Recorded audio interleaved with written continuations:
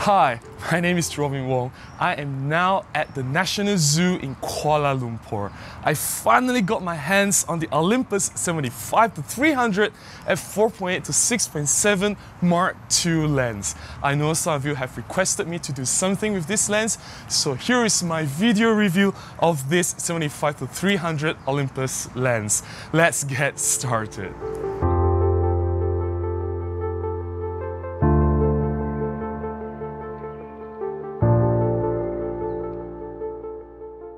The Olympus 75-300 is a super telephoto zoom lens. It offers a maximum reach of 600mm equivalent in terms of 35mm full frame coverage. Therefore, this lens is suitable for wildlife, sports and bird photography. However, only use this lens in good light because the maximum aperture of 4.8-6.7 is not sufficient to be used in low light environment. The lens construction is made of 18 groups in 13 elements, featuring 1 super ED element, 2 ED elements, as well as 3 high refractive elements. All this made in a lens that weighs only 423 grams, which is very light, and in a compact design that matches any Olympus OMD and pan cameras perfectly.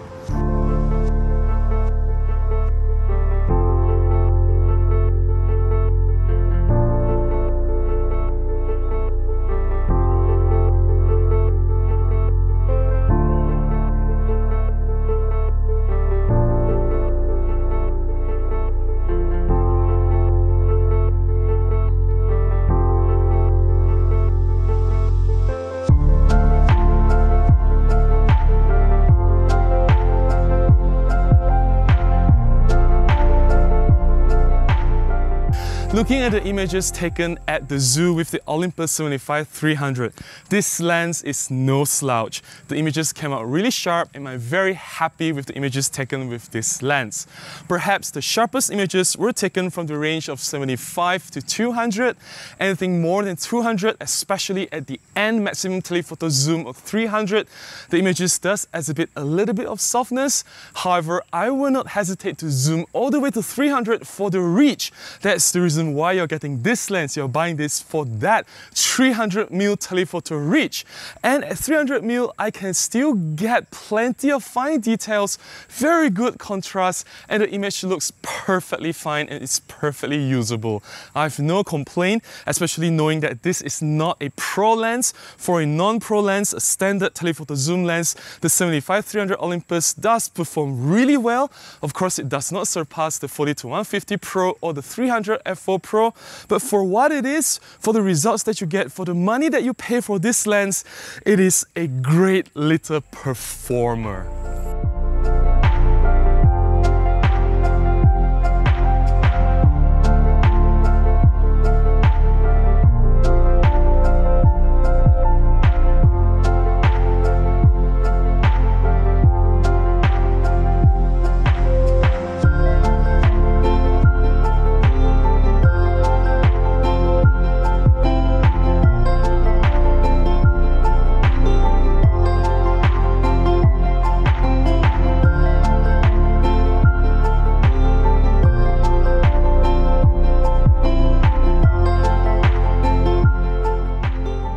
Now, in terms of lens construction, the Olympus 75-300 is built of completely plastic. Although it is plastic, the lens still feels really solid. It feels very good in hand. There are no creaky parts, and I personally like the clean, minimalist design of the lens. The lens does not have an internal zoom, meaning that when you turn the lens, it does extend out. And even at fully extended 300mm lens, there is no zoom creep, meaning that the lens doesn't fold back by itself. It will hold its position really well, and it is not too long. It doesn't feel wobbly. The lens still feels really good, really balanced, and because it is a lightweight construction, it weighs only 423 grams, it is very easy to balance with any Olympus cameras. I'm using this on the EM1 Mark II. This is my own camera, and it does perform really well. Taking advantage of the camera's 5-axis image stabilization built into the body, it is good enough to stabilize this lens. Hand holding at the maximum telephoto of 300mm was not a problem. However, I do have to caution you not to use too slow of a shutter speed, because especially when we are taking photographs of the animals, for example, as seen in this particular video, I'm taking photographs of the animals in the zoo. The animals do have movement, they don't stay very still. Even a little bit of movement, if your shutter speed is too slow, then it'll exhibit a little bit of softness due to motion blur. I typically would use higher shutter speed of maybe 1/100 of 200 if necessary, even if the animal seems like it is in a stationary spot, just to be safe, and I will not hesitate to bump up the ISO when necessary.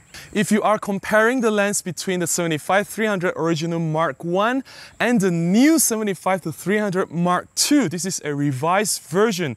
Choose the 75-300 Mark II, the new version, because this lens has a new zero coating on the lens. The zero coating will help to improve the image quality, especially when you're shooting against the light. It prevents ghosting and flare so much more effective than the first generation 75-300 without the zero coating.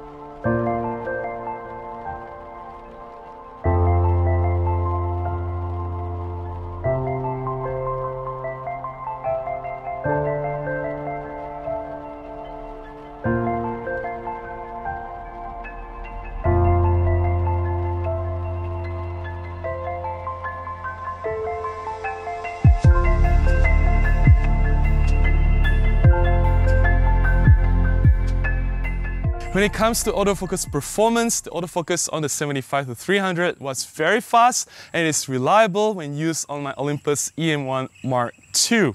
I have no issue nailing critically accurate focus. Again and again, I can achieve critical sharpness in most of my images, but do bear in mind that I've been shooting out into open under the hot Malaysian tropical sun. The performance may drop if you shoot the 75-300 in a less than favorable ideal condition. If the light level is lower, if you're shooting indoor, then perhaps the 75-300 lens is not the suitable lens to use. I would highly recommend looking at the Olympus 40-150 f2.8 Pro or the 300 f4 Pro if you have to deal with low light conditions shooting with a telephoto lens more frequently.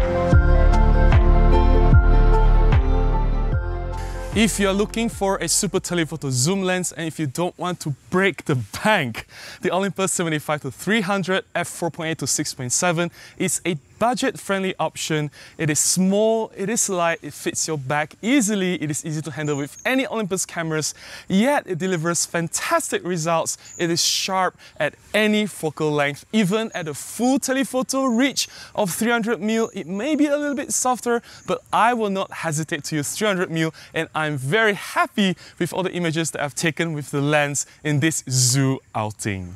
I hope you have enjoyed watching this video. I hope you love looking at the animal photographs that I've shared in this video. This is the National Zoo of Kuala Lumpur. If you have a zoo near you, why don't you pay it a visit and take some nice animal portraits? Please do subscribe to this channel, give me a thumbs up if you've enjoyed this video, and I will definitely produce more videos reviewing Olympus camera and lenses coming this way really soon. Until then, please remember to go out and take more photographs. Bye bye.